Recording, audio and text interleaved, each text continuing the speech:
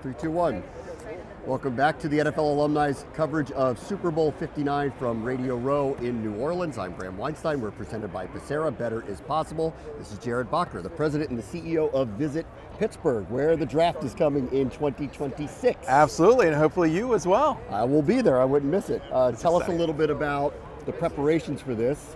The draft is no longer just the draft anymore. It's a whole thing that involves the entire region. Absolutely, and every single year, I think every host city continues to raise the bar on what that experience is going to be. Obviously for the NFL, we want to make sure we continue to partner with them and our home team, the Steelers, to make sure that we're delivering an amazing draft experience for everybody that's going to be there in Pittsburgh in 2026. But even beyond that, the city of Pittsburgh is beautiful. It's got an amazing skyline. So the backdrop of Pittsburgh for the TV audience is going to be also quite amazing. How many bridges? What's the number? 446. 446. Yes. Okay. The city of bridges. So you're going to have people all over the place, right?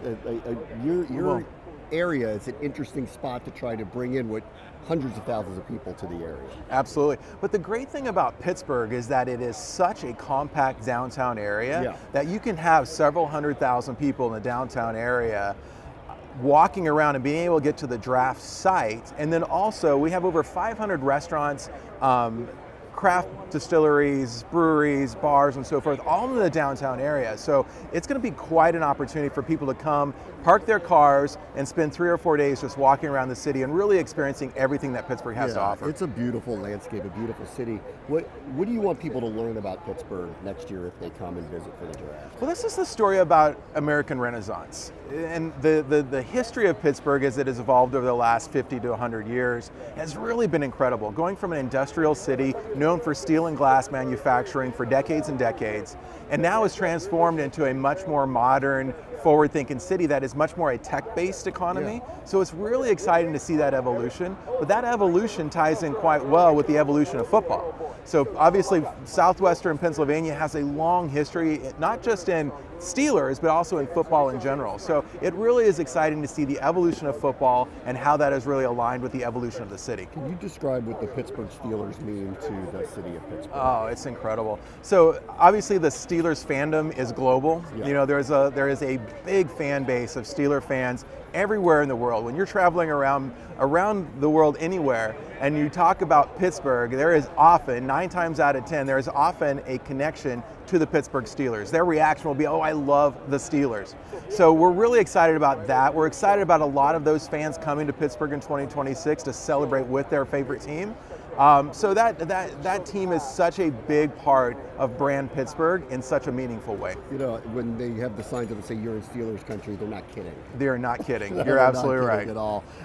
Tell me a little bit about the city and how it has grown and changed along with all of these. What you're talking about, which is modernizing what the workforce looks like, what the communities are about. Can you talk about Pittsburgh in that way? Yeah, for sure. So, you know, going back all the way to before Pittsburgh was even a city, you know, the reason why Pittsburgh became a city was because of the 3 rivers. So you've got the Monongahela River, the Allegheny River, coming together to form the Ohio River, which connects us into the Mississippi and all the way down to the Gulf. So that point of those rivers coming together was so strategically important for hundreds of years, and that's why Pittsburgh first was founded as a fort and then became a city and then a major trade hub and so forth.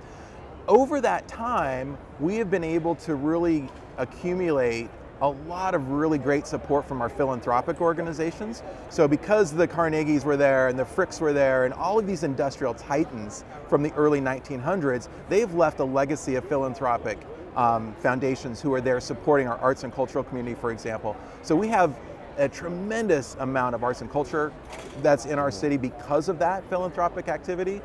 We punch above our weight in that space. Our cultural food and beverage scene is also quite unique. When you're in the downtown area, you're going to find restaurants that are all local restaurants. You're not going to find a lot of franchise restaurants in the downtown area, but you certainly are going to be able to experience what Pittsburgh truly is.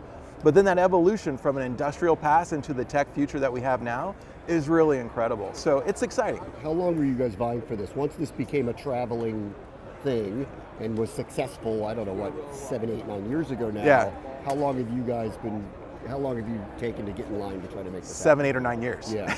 Yeah. Like You wanted this immediately. from the beginning, absolutely. I mean, Pittsburgh, because we have an open air stadium, the likelihood of us hosting a Super Bowl is not very likely. Yeah. So this is our next best opportunity to bring the NFL and all that the football industry means to us to Pittsburgh. So from the very beginning, when it started rotating around, it was on our radar. We wanted to host it in Pittsburgh.